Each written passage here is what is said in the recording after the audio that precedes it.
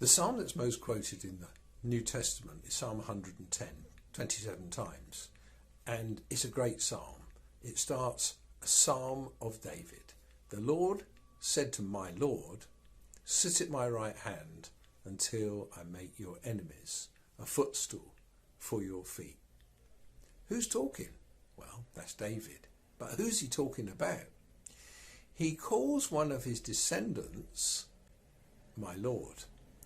And in Hebrew there are two words, there's Yahweh and Adonai, and it's the Lord, Yahweh, says to my Lord, Adonai, sit at my right hand.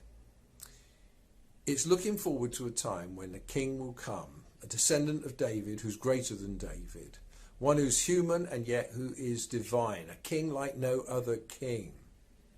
In verse 4, it tells us that this king is also a priest. And here we have a very unusual mention of Melchizedek.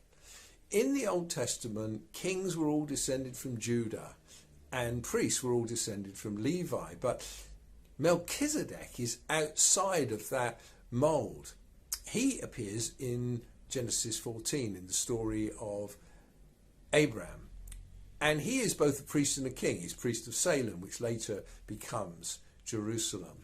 And he has no beginning, he has no end. He just appears and then disappears. And we don't hear anything about him again until Psalm 110, written 1400 years later after the life of Abraham, probably a lot more. You are a priest forever after the order of Melchizedek. This king, who's like no other king, is also a priest like no other priest. Yes, he's like Melchizedek, but Melchizedek isn't fully like him.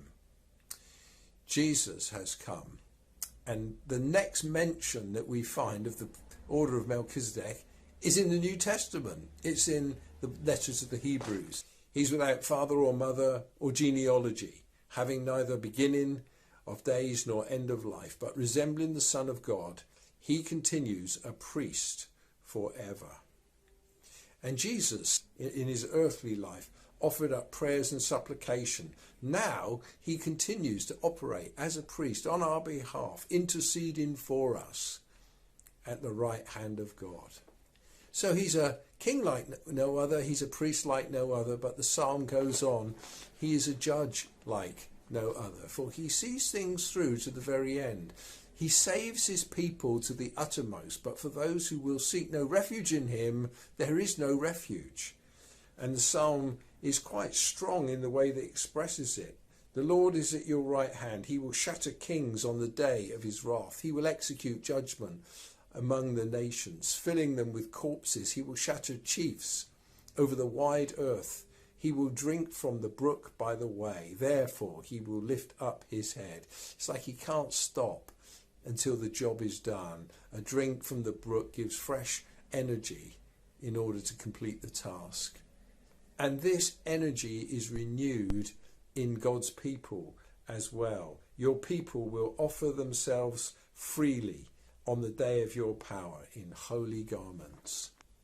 We may wonder at how we will respond when Jesus comes again. But the Bible tells us that the church, the people of God, is like a bride getting ready. On that day, we will be ready and we will be in full accord with him like never before. Full of new energy and commitment to him, your people shall be willing in the day of your power.